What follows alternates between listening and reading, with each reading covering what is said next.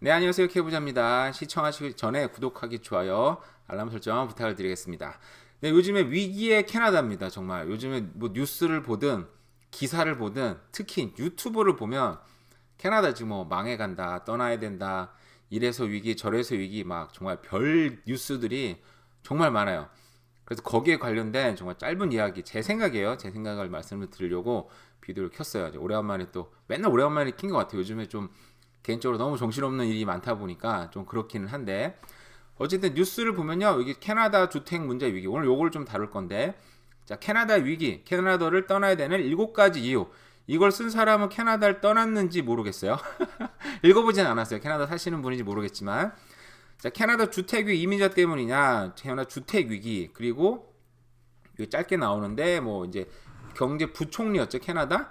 여기 캐나다 프리랜드, 땅이 이름이 여기 크리스티아 그 프리랜드였어 이름이. 그러니까 저는 이 이름을 봤을 때 이 조상이 어딘가에 이제 땅을, 그 어떻게 보면 이제 옛날에 미국에서 서부 개척 시대 때 땅을 공짜로 막 줬잖아요. 그런 공짜 땅에 살던 조상이 아니었나. 좀 약간 외지겠죠. 아무래도 외지 쪽에 살다가 땅 부자 출신이 아닌가. 제 개인적인 그냥 추측이에요. 왜냐면 미국, 우리 이 서구권은 유럽도 그렇고 라스네임으로 조상을 유추할 수 있잖아요. 뭐 예전에 부시 대통령 같은 경우는 그 조상이 뭐 나무꾼 출신들, 아니면 뭐 옛날에 베이커, 뭐 국방부 장관 이런 사람들은 조상이 이제 뭐 빵 굽는 베이커 뭐 이런 거 있잖아요. 그런 식으로 아마 땅 부자 출신 가문이 아닌가, 개인적으로 추측을, 쓸데없는 얘기 좀 해봤습니다 갑자기. 자, 어쨌든 이런 거고요. 그리고 비디오를 보면, 유튜브에 보면 막 장난 아니에요. 뭐 캐나다의 위기인가요, 과장. 이분은 뭐 그런 얘기 하는 분은 아니겠지만, 자, 캐나다 위기, 캐나다에 떠난 7가지, 못 살겠다, 살기 좋은 캐나다, 이민 천국에서 위기의 국가가 됐다, 뭐 이런 이야기. 자, 캐나다, 뭐 칼 뽑은 캐나다 정부 끝인가, 뭐 캐나다 15년 만에 찾아온 위기, 뭐 이런저런 이야기들이 많이 있습니다. 그죠? 이제는 뭐 캔디야, 캐나다가 아니라 이제 인디아다, 사실상 인도가 너 다 점령하지 않았냐, 이런저런 이야기. 물론 유튜버들이니까 이제 캐나다 사시는 분들은 아닌 걸 알면서도 이제 뭐 조회수를 또 많이 높이기 위해서, 뭐 당연한 거죠. 그렇게 좀 재밌게 만드는 사람들이 보는 거니까. 그 중에 오늘은 제가 이야기를 하나 하려고 하는 게요. 캐나다 주택 문제가 이게 정말 국가적 위기다, 라고 얘기를 합니다. 저는 이제 이 얘기를 통해서 하고 싶은 얘기가 있는데 한번 들어보세요. 뭐 여러분 다 아시는 내용이긴 해요. 뭐 찬찬히 그냥 뭐 알고 있지만 뭐 얘기를 보도록 하겠습니다. 자, 주택 문제가 최고의 문제로 이제 2024년에 선정이 됐어요. 지금 2025년이지 며칠 안 됐잖아요. 자, 급증하는 인구와 더불어서 임대료 상승을 초래하고 뭐좀 떨어지긴 했지만 정부 이민 정책에 이제 큰 변화를 가져왔죠. 지금 캐나다 우리 트루도 총리도 지금 당 대표는 사임을 했어요. 뭐 지금 새로운 대표 뽑힐 때까지는 총리를 하는 거죠, 그죠? 제 알고 알고 있네요. 어제 중요한 건 아니에요. 어쨌든 사임을 했어요. 또 새로운 사람이 나오면 그냥 스텝다운을 하겠다고 얘기는 한 상태고요, 지금 사실상.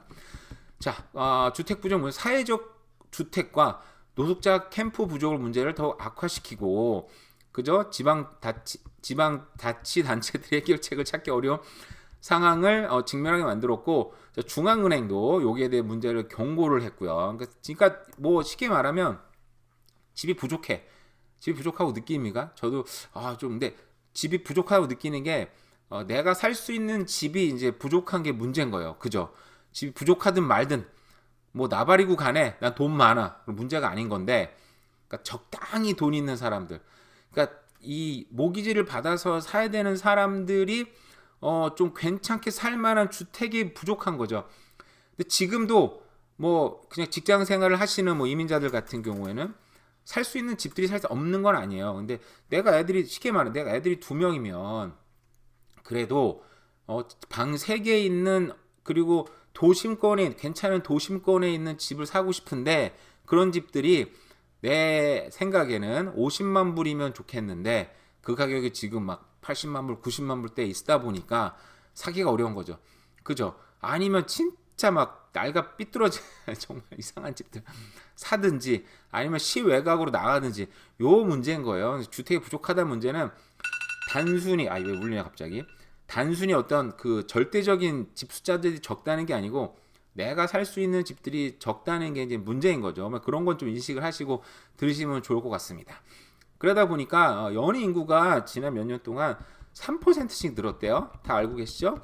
근데 그러다 보니까 유학생 허가 수를 이제 좀 제한을 두고 대학교 졸업하는 사람들도 특정한 과가 아니면 이제 비자 연장을 거부해 버려 가지고 또 나가게 만들고 현재 이민자를 쫓아내는 게 아닙니다. 제가 두루뭉실하게 얘기했더니 저번에 댓글 많이 다셨더라고요. 그래서 이민자 자체를 이제 낮추는 게 목표인데 낮춰도 50만 명에서 39만 명, 40만 명이에요. 그래도 어마어마한 인구가 들어오고 있습니다. 자, 그래서 생각을 해볼게, 여러분. 우리가 이제 어떤 물건이 가치가 있다라고 느낄 때 어떤 물건이에요? 요즘에 옛날에 제가 대학교 다닐 때 그 핸드폰은 진짜 정말 엄청난 거였어요. 저는 저 지방에 좀 이름 없는 대학 다니다 보니까 그 소위 말하는 스쿨버스를 타고 강남역 사당역으로 갔어요. 근데 그때 딱 도착할 때쯤에 누가 거기서 핸드폰을 딱 들어가지고 강남역 거기 그 당시 뉴욕 제가인가요? 그 무슨 제가 좀 있어, 되게 유명한 제가죠. 그 제가 좀 앞으로 나와 있어, 나 이제 거의 다 왔어 하는 순간 이 모든 시선이 쫙 쏠리거든요. 저 자식 되게 부자네. 참 부럽네. 막 이런 생각 많이 들었었는데 그때는 핸드폰, 그 셀폰이 정말 너무너무 귀한 거였어요.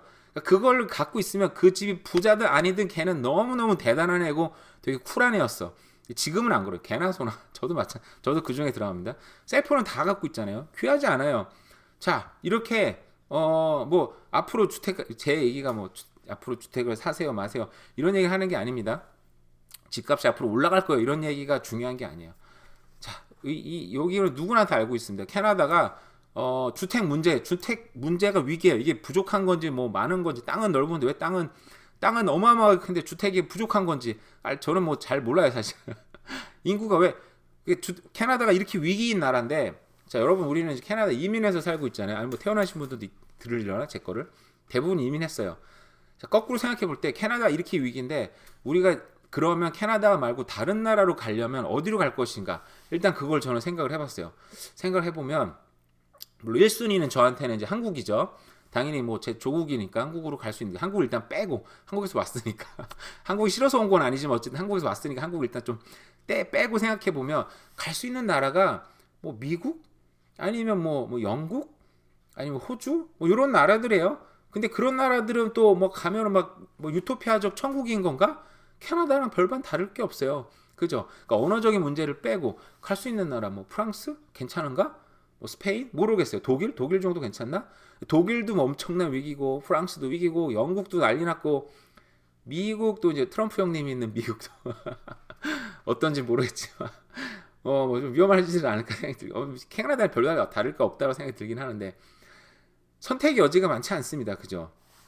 캐나다가 대안이 특별히 없는 나라라는 생각이 들어요, 개인적으로는. 근데 거기에 주택이 부족하대요. 주택이 위기래. 우리가 어떤 가치를 갖고 있는 상품이 되려면 일단은 그 상품이 굉장히 레어해야 돼요. 부족한 거여야 돼. 정말 소위 말하는 개나 소나 다 갖고 있지 않은 거여야지 그 상품이 가치가 있는 거잖아요. 그죠? 아까 셀폰 얘기했잖아요. 자, 주택이 부족하면 일단 주택이 비싸고 뭐 어쩌고 아니, 주택이 뭔가 위기면 주택 갖고 있는 사람들은 뭐예요? 집을 갖고 있는 사람들은 굉장히 어떻게 보면 기득권을 갖고 있는 사람들이다. 캐나다 사회에서 얘기를 할 수 있겠죠. 근데 결국은 그 기득권과 어떤 생산수단을 갖고 있는 사람들, 아니면 어떤 자산을 갖고 있는 사람들과 자산을 갖고 있지 않은 사람들의 격차를 메꾸려면 어떻게 해야 돼요?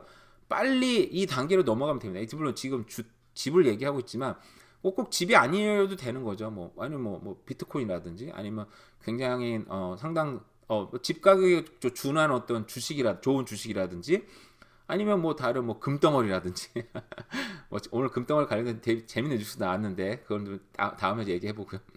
그런 거라든지 그런 걸 하면 되죠. 그래서 근데 가족을 갖고 있는 이민자로서 어떤 가족의 평안과 행복을 위해서는 제가 볼 때는 당장 일단은 우리가 첫 번째로 해결해야 될 게 금덩어리를 우리 렌트를 해가지고 한 달에 막 2,500, 3,000불씩 내서 렌트에 막 골골거리면서 금덩어리를 막 한 5억, 6억씩 갖고 있다. 뭐 모르겠어요. 아들들 그 와이프가 좋아할까 모르겠어요. 막 주식을 많이 갖고 와이프가 좋아할까? 가정 행복을 위해서는 일단은 모르겠어요. 이민자로서는 집을 사는 것도 나쁜 아이디어는 아니지 않습니까? 그죠?